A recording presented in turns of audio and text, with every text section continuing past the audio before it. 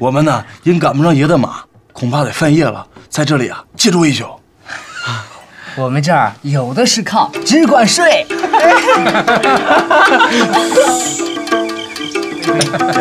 能下。出什么事了？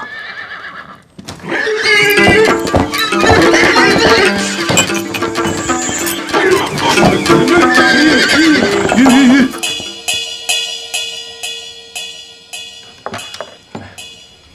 再添一杯。你喝一大口。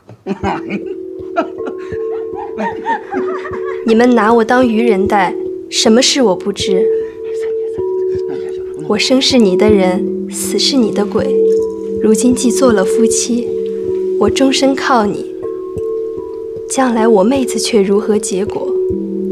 这个刑警恐非长策，要做长久之计方可。你且放心，我不是拈酸吃醋之辈，前事我已尽知，你也不必惊慌。你妹夫倒是做凶的，自然不好意思。不如我去破了这个例。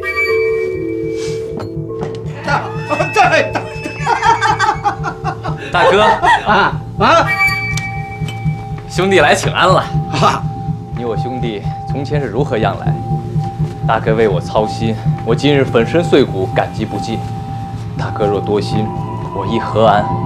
从此以后，还希望大哥如昔方好，不然，弟兄宁可绝后，再不敢到此。哎，兄弟，哎，兄弟怎么说我无不领命啊！坐这儿。看酒来，我跟大哥吃2杯。你过来，陪小叔子一杯。二弟，到底是你啊！哥哥，我今天必定喝干这杯。喝一杯。不喝。来吧，三姐。你不用和我花马吊嘴的，清水下杂面你吃我看见，见提着影戏人子上场，好歹别戳破了这层纸。你别油蒙了心，打量我们不知道你们府上的事儿。这会子花了几个臭钱，你们哥俩拿着我们姐儿俩全当粉头取乐，你们就打错了算盘了。我知道你那老婆太难缠，如今把我姐姐娶来做二房，偷的罗敲不得。好啊，我正要会那凤奶奶去，看她是几个脑袋几只手，好娶河边坝，倘若有一点叫人过不去的，我有本事先把你们2个的牛黄狗宝套了出来，再和那泼妇拼了这命，我就不叫尤三姑奶奶。不是要喝吗？我们喝啊！喝！躲开！过来，喝一口啊！喝啊！哎呀，我刚才跟你哥哥已经吃过了，我们来亲下啊！快把姐姐请来，要喝我们4个一起喝。俗话说，便宜不过当家。你们是兄弟，我们是姐妹。又不是什么外人，只管进来啊！我们一起喝啊，多好喝啊！改日，什么改日啊？要喝我们就今天喝啊！那尤三姐放出手眼来，略试了一试，他弟兄2个竟全然无一点别识别见，连口中一句响亮话都没了，不过是酒色2字而已。自己高谈阔论，任意挥霍扫落一阵，拿他弟兄2人嘲笑取乐，竟真是他嫖了男人，并非男人蒙了他。一时他的酒足性尽，也不容他弟兄多做，撵了出去，自己关门睡去了。自此后，或略有丫鬟婆娘不到之处，那尤三姐便将贾琏、贾珍、贾蓉3个颇生厉言痛骂，说他爷儿3个诓骗了他寡妇孤女。贾珍回去之后，以后亦不敢轻易再来。你们爷儿3个什么东西，诓瞒我寡妇孤女！我的姑奶奶，你这是做什么来？姐姐知道什么？我不骂不痛快。好好的衣裳，你毁它干嘛？我就喜欢听这撕拉拉的事。你这整日挑穿拣吃的，打了你那2斤的，有了珠子又要宝石，吃吃了肥鹅又宰肥鸭，再不是个过日子的理儿。那甄大爷如今也不敢轻易再来了。倒是你，又是自己高了兴，悄悄使人去请了来。你以为我再是不知的了？便是请了来，你又不理人家，人家要走，你偏要打扮得出色，做出浪荡之态，哄得他垂涎落魄，欲进不能，欲远不舍。你究竟是怎么个打算？姐姐好糊涂，你当真和那贾琏做起真夫妻来？咱们金玉一般的人，白叫这2个现世宝沾污了去，也算无能。而且他家有一个极厉害的女人，如今瞒着他，不知咱们方安。倘或一日他知道了，岂有甘休之理？势必会有一场大闹，不知谁生谁死。趁如今我不拿他们作践取乐，到时候白落个臭名，后悔不及。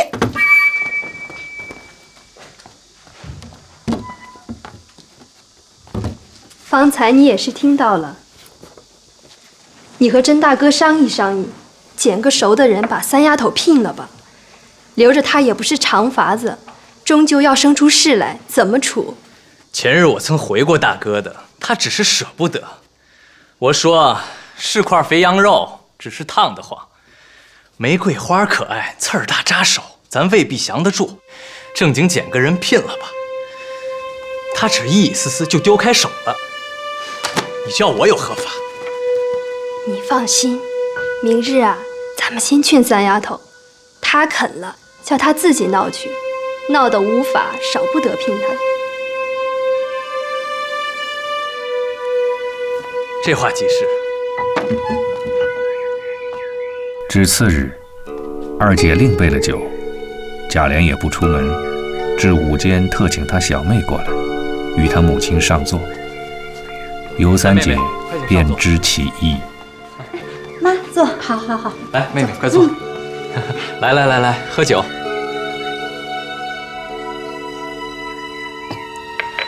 来，三妹妹，吃这个。来，还有这个，三妹妹。吃点这个。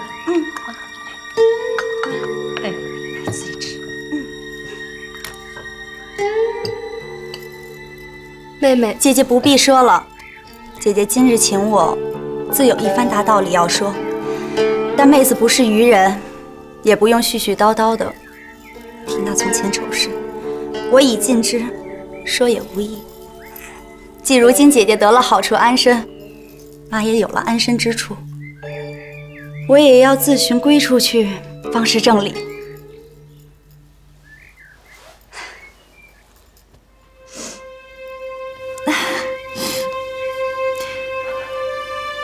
但终身大事，一生之一死，非同儿戏。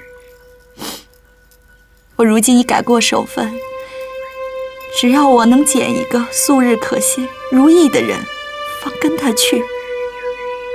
若凭你们拣择，虽是富比石崇，才过子建，貌比潘安的，我心里进不去，也白过了一世。这也容易，凭你说是谁就是谁，一应彩礼都由我们置办，再也不用操心。姐姐知道，不用我说。都是一家人，还藏着掖着，你早已知道了，何不早说出来？我哪里知道？倒是谁？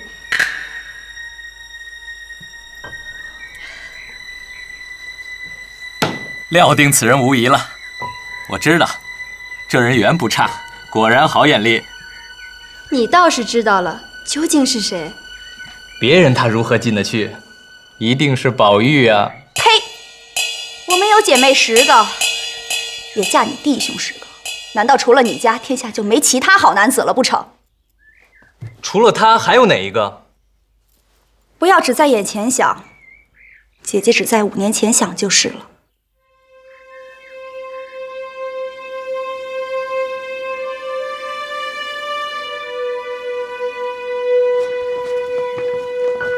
老爷那儿紧等着叫爷呢，小的答应要往舅老爷那儿去，急忙来请。既然有事儿，快回去吧。这边我自慢慢盘问三丫头。好，龙儿，你去拉马。星儿，哎，你留下来答应人来事务。是爷。啊，对了，跟我出来一下，星儿。哦。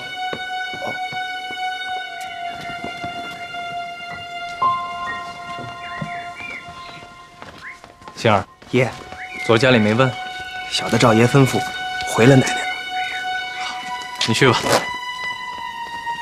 爷慢走。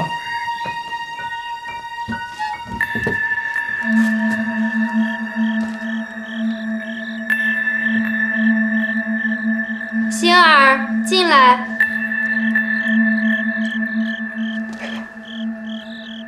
尤二姐拿了2碟菜，命拿大杯斟了酒，就命星儿在炕沿下蹲着吃。有什么吩咐吗？一长一短向他说话，问他家里奶奶多大年纪，怎个厉害的样子，老太太多大年纪，太太多大年纪，累了一日了，姑娘几个，各样家常等语。不，奶奶，小的到下面用吧。在这里吃也是一样的。不，奶奶，这不合乎规矩吧？什么规矩不规矩的？坐下来吃吧。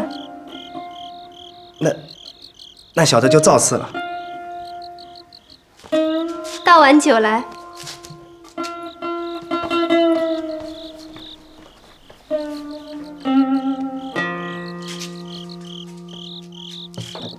坐啊。哎，坐。怎么不吃啊？哎，吃。家里奶奶多大年纪了？都说她厉害，究竟是怎个厉害的样子？家里奶奶不过20出头，却是厉害的了不得。梁府上上下下没有不怕她的。才20出头就这么厉害，我倒不信。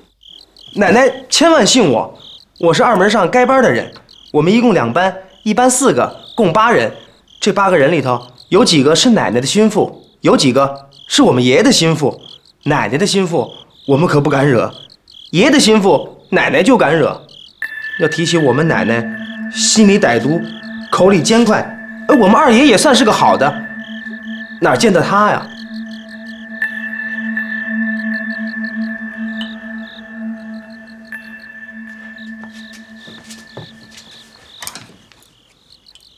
倒是跟前的平姑娘为人很好，虽然和奶奶是一气儿，倒是背着奶奶常做些个好事儿。凡是小的们有了不是，奶奶是容不过的，只去求求她也就完了。如今何家上上下下，除了老太太太太2个人，没有人不恨她的，只是面子皮儿怕她，皆因她一时看人都不及她，只因为哄着老太太太太2个人喜欢。她说1是1，说2是2，谁敢拦她？还恨不得把银子钱省下来堆成山，好叫老太太太太说她会过日子。殊不知苦了我们下人，她讨好。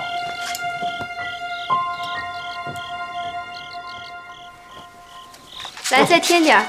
谢姨奶奶。放在这儿自己倒。哎。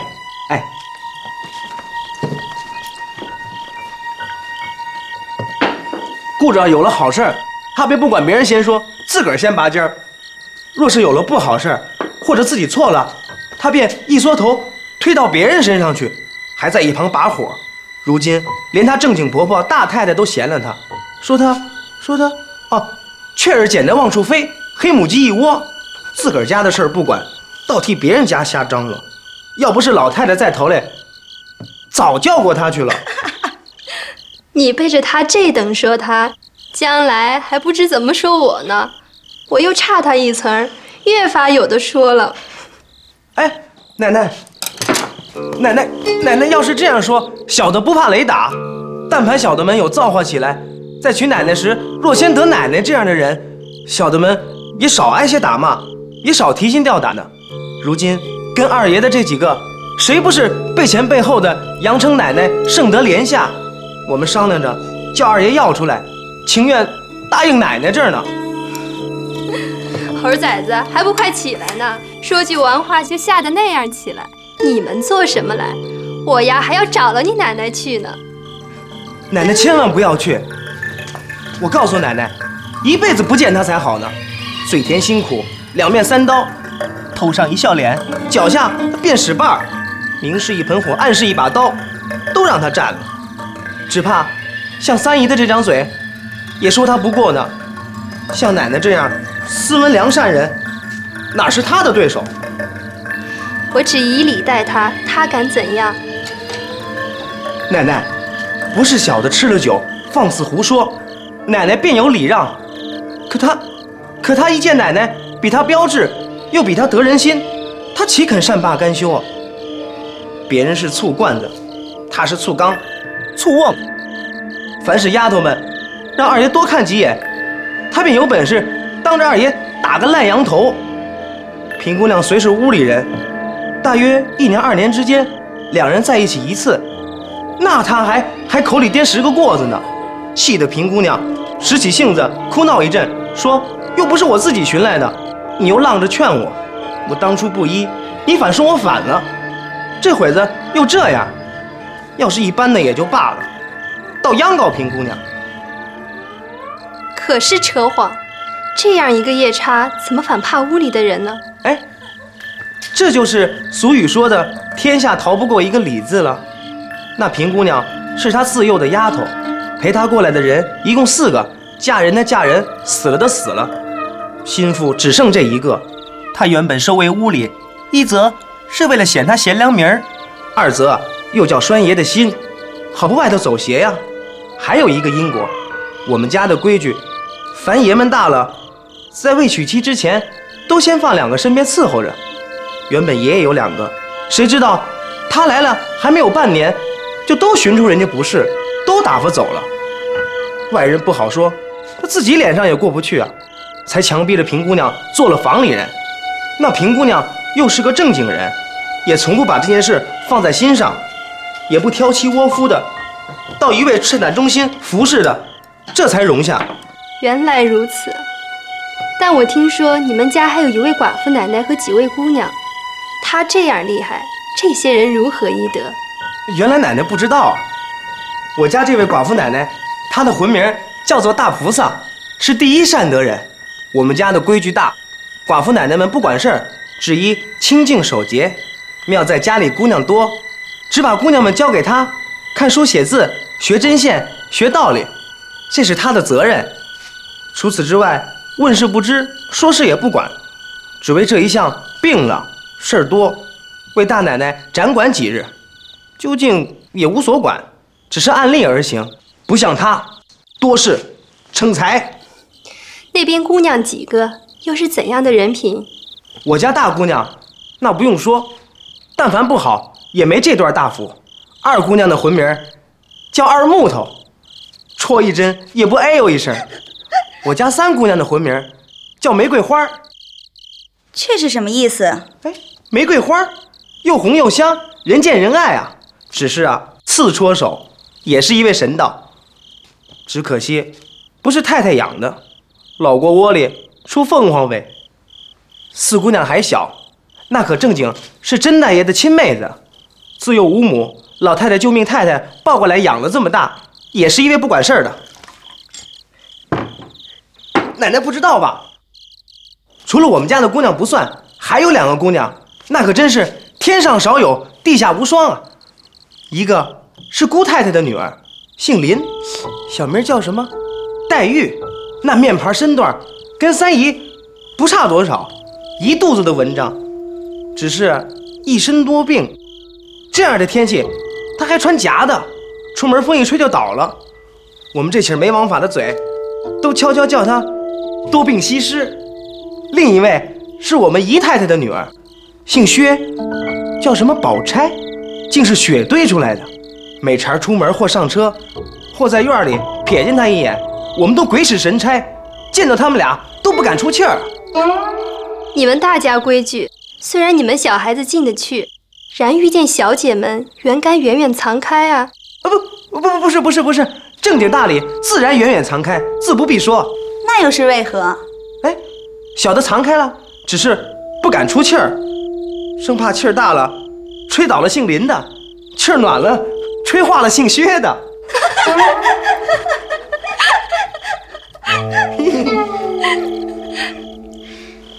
你们家那宝玉除了上学，他做些什么？哎呦，姨娘别问他，说了姨娘也未必信。他从小到大，独他没上过正经学堂。我们家从祖宗到二爷，谁不是寒窗10载？他偏偏不爱读书，老太太的宝贝儿。哎，老爷先前还管，如今也不敢管了，成天家疯疯癫癫的，说的话也没人懂，做的事儿也没人知道。人家别人看着他好清俊的模样，以为他心里自然是聪明的，可谁知道外清而内浊，见了人也不说话，所有的好处虽没上过学，倒难为他还真认识几个字，每日也不习文也不学武，又怕见人，只爱在丫头堆里闹。再者说也不刚柔，见到我们喜欢时便没上没下，大家乱玩一阵，不喜欢时他便各自走了。我们有时候侧着卧着，见了他也不理，他倒也不责备，因此啊，没人怕他，只管随便，都过得去。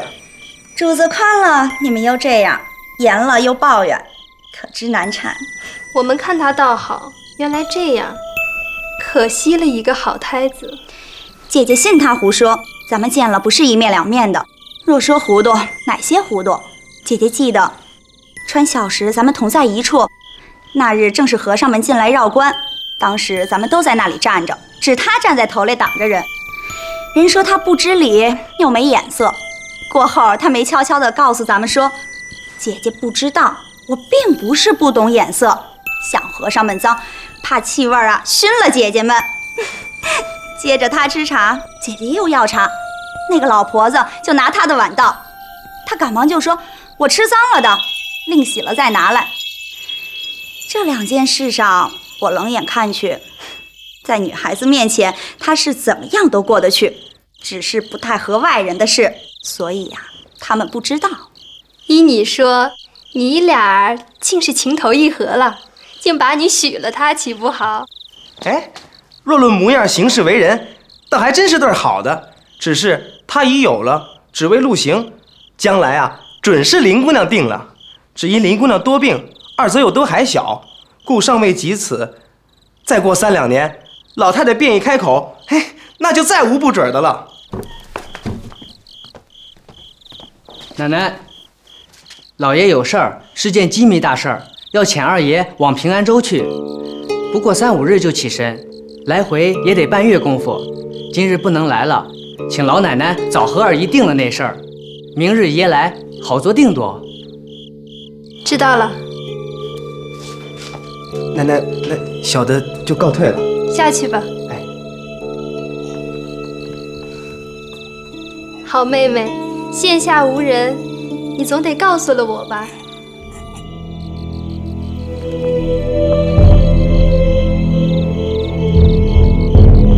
竟然是他。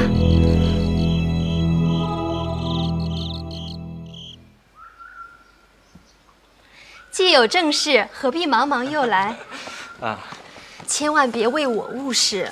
也没甚事，只是偏偏的又出来了一件远差，出了月就起身，得半月功夫就回来。既如此，只管放心前去，这里一应不用你记挂。三妹子从不是朝更暮改的人，她已说了悔改，必是悔改的。她已择定了人，你只要依她就是了。倒是哪一个？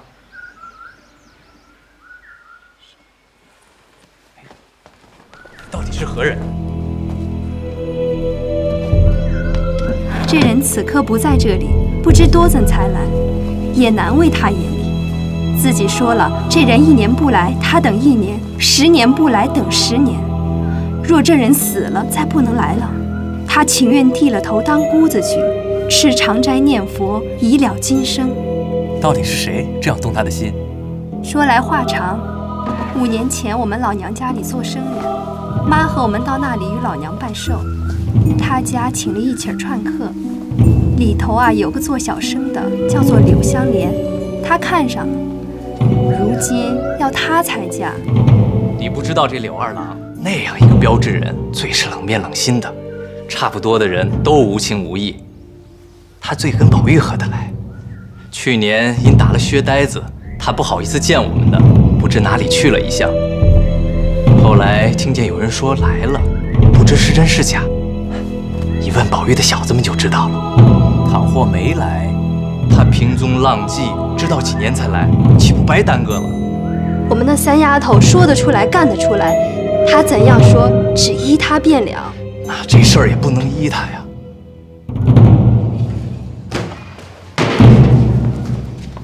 姐夫只管放心，我们不是那心口两样的人，说什么是什么。若有了那姓柳的来，我便嫁他。从今日起，我吃斋念佛，只服侍母亲。等他来了，便嫁了他。若100年不来，我自己修行去了。一语不真，如同这簪子。从此，这尤三姐真的是竟非礼不动，非礼不言起来，竟又换了一个人。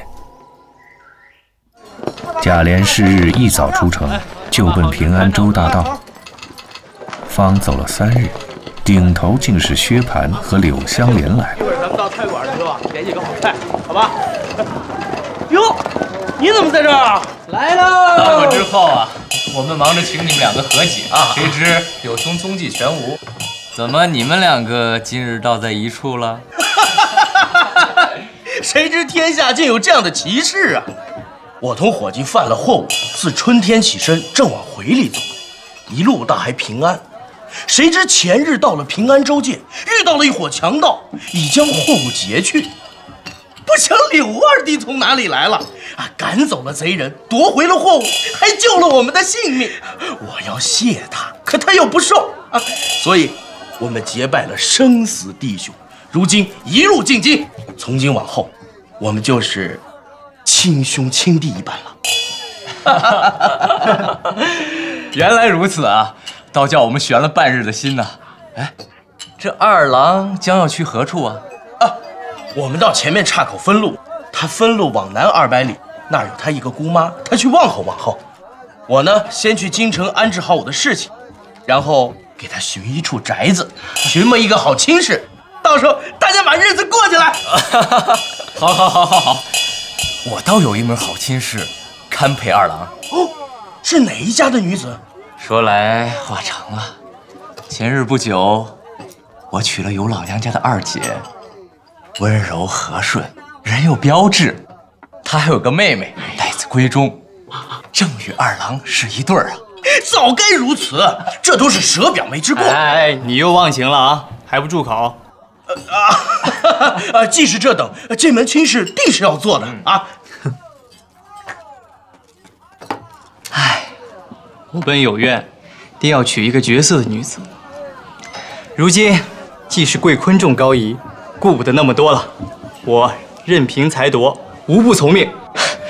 如今口说无凭，等柳兄一见，便知我这位内弟的品貌，那是古今有一无二的了。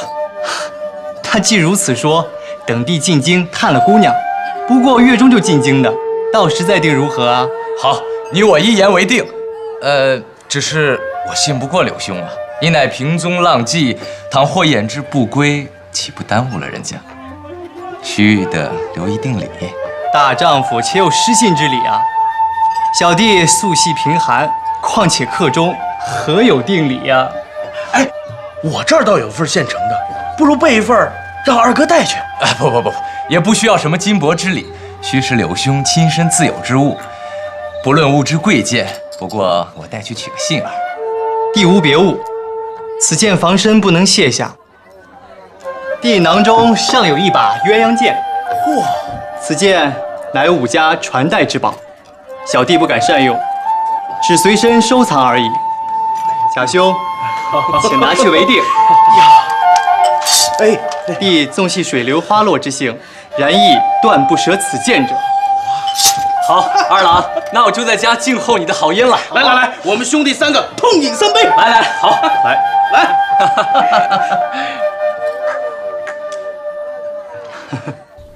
贾琏出门之后，尤二姐操持家务十分紧肃，她小妹子果是个斩钉截铁之人，每日侍奉母子之余，只安分守己，只念柳湘莲早早回来，完了终身大事。贾琏将路上相遇香莲一事说了出来，又将鸳鸯剑取出，递与三姐，上面龙吞魁护，里面却是两把合体的，一把上面站着一鸳字，一把上面站着一鸯字，冷飕飕，明亮亮，如两痕秋水一般。柳湘莲8月内方进了京，次日又来见宝玉，二人相会，如鱼得水。兄弟何尝不是啊？这边坐吧。你可知连二爷在外头偷取二房之事？哦，我听明烟儿。下去吧。我原听明烟儿一干人说的，却未曾见，我也不敢多管。我又听明烟儿说，莲二哥哥要着实问你，不知有何话说？是这样。大喜大喜呀！难得这个标致人，果然是个古今绝色，堪配你之为人。那既是这样，他哪少了人物，又如何只想到我？况且我又素日不甚和他厚，也关切不至此啊。路上功夫忙的，就那样再三要来定，这难道说女家反赶着男家不成？我自己疑惑起来，后悔不该留下这剑做定。后来我想到了你，可以细细的问个底里才好啊。你原是个京戏人，如何许了礼又疑惑起来呢？你原说啊，只要一个角色的，现在得了一个角色的，便罢了，何必再疑惑呀？你既不知他娶，又如何知是角色呢？嘿，他是甄大嫂子的继母带来的2位小姨，我在那里啊和他们混了1个月，怎么不知啊？真真啊是一对尤物，嘿，而且他还姓尤。这事不好，断乎做不得了。你们东府里，除了那2个石头狮子干净，只怕连猫儿狗儿都不干净了。我不做这圣王吧？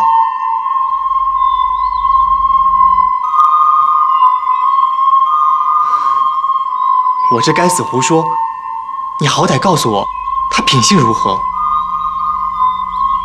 你既深知，又何必来问我呢？连我也未必干净了。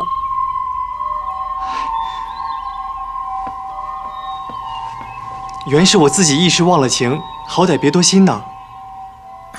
何必再提呀？这倒是有心了。却说尤三姐得了鸳鸯剑，自是喜出望外，将鸳鸯剑挂在自己绣房床上，每日望着剑，自晓终身有靠。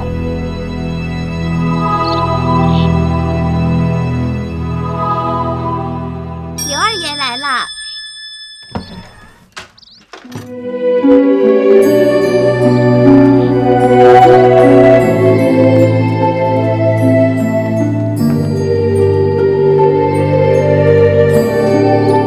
晚生有礼。免了，请坐吧。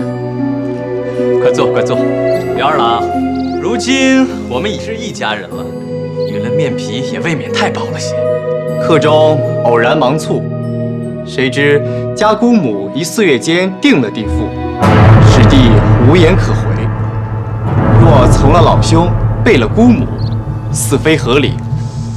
若系金帛之定，弟不敢索取。但此剑乃祖父所遗，还请赐回为幸。刘二郎，你怎么能出尔反尔呢？这可不是儿戏。定者定也，原怕反悔，所以为定。岂有婚姻之事出入随意的？一定要斟酌。虽如此说，弟愿领责领罚。然此事，弟断不敢从命。那尤三姐好容易等了他来，今忽见反悔，便知他在贾府中得了消息，自然是嫌自己淫奔无耻之流，不屑为妻，自己岂不无趣？连忙摘下剑来，将一股雌风印在肘内。定还你。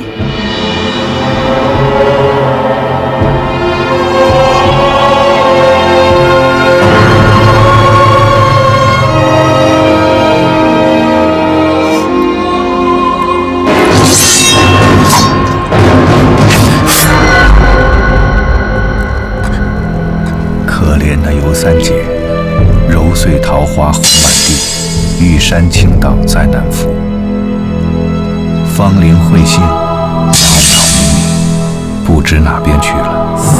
当下吓得众人急救不迭，贾琏此时也没了主意。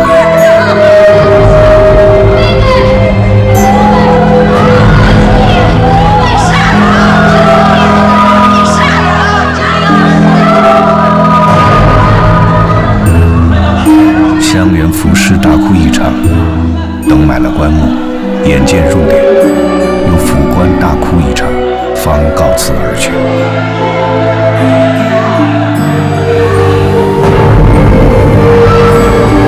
柳香莲出门无所知，昏昏默默，自想方才之事。原来尤三姐这样标致，又这等刚烈，自悔不及。终随跛脚道士，不知往哪里去了。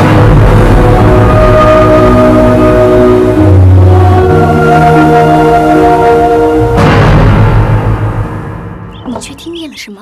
我刚在二门里头听见外头2个小厮说，这个新二奶奶比咱们旧二奶奶还俊呢，脾气也好，却不知来旺是谁，吆喝了2个一顿，说什么新奶奶旧奶奶的，都给我悄悄的，叫里头知道了，还不把你的舌头割了。你们说什么呢？啊，平儿，太太要找的样子找了没有啊？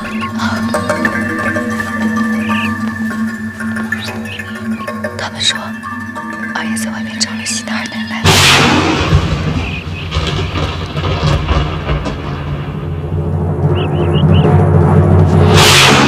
奶奶，奶奶，千万别动气，自己的身子要紧。哎。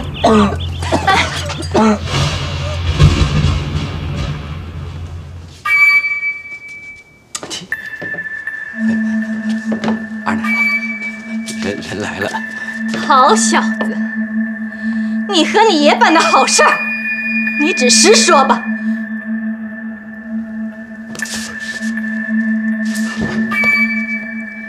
论起这事儿来，我也听说不与你相干，但只你不早来回我，这就是你的不是了。是。你若实说了，我还饶你；再有一字虚言，你先摸摸你这枪子上有几个脑袋瓜子。却不知奶奶您问的是什么事儿，小的童爷办坏了。什么糊涂王八崽子，让他自己打用你打吗？一会子你再个人打你那嘴巴子不吃。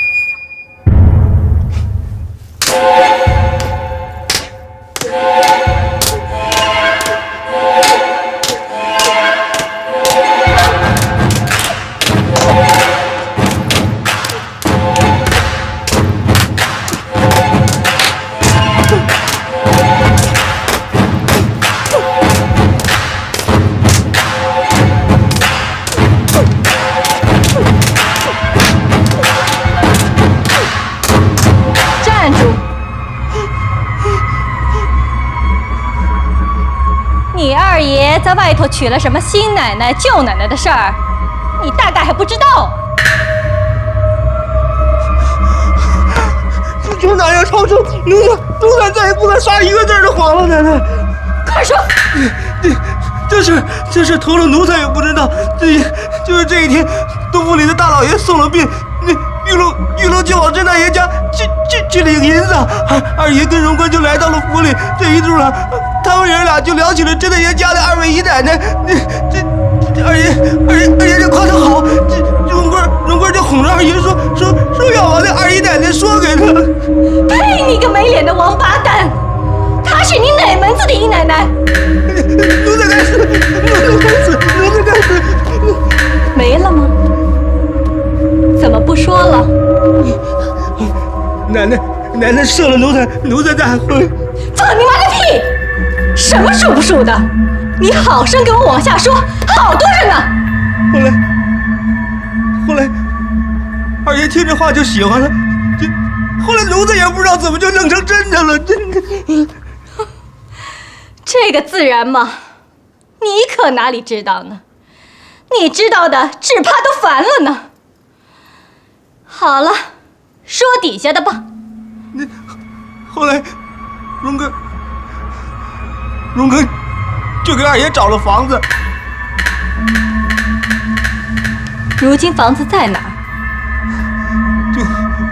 就在府后头。哦，你听听，咱们两个都是死人呢。后来，那甄大爷不知给了张家多少银子，那张家也就不问了。这里头怎么又扯拉上张家李家的呢？奶奶您不知道，只是那二姨奶奶，哎呦，打死你这不知悔改的臭嘴！你这厚道快捷，你们都听见了。小猴崽子，头里他还说什么都不知道呢。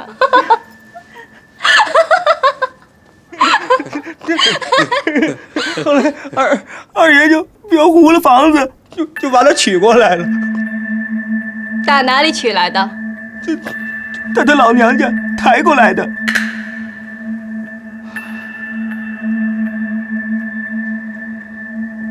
没人送亲吗？就是荣哥和几个丫头老婆子，没别人了。你大奶奶没来？大奶奶过了几天才拿东西来瞧的。怪的，那2天你二爷称赞你大奶奶不离嘴呢。谁服侍呢？不用问了，自然是你了。前头那些日子说给府里办事儿，想来办的就是这个了。有往府里去的时候，也有往新房子里去的时候。你这猴崽子就该打死！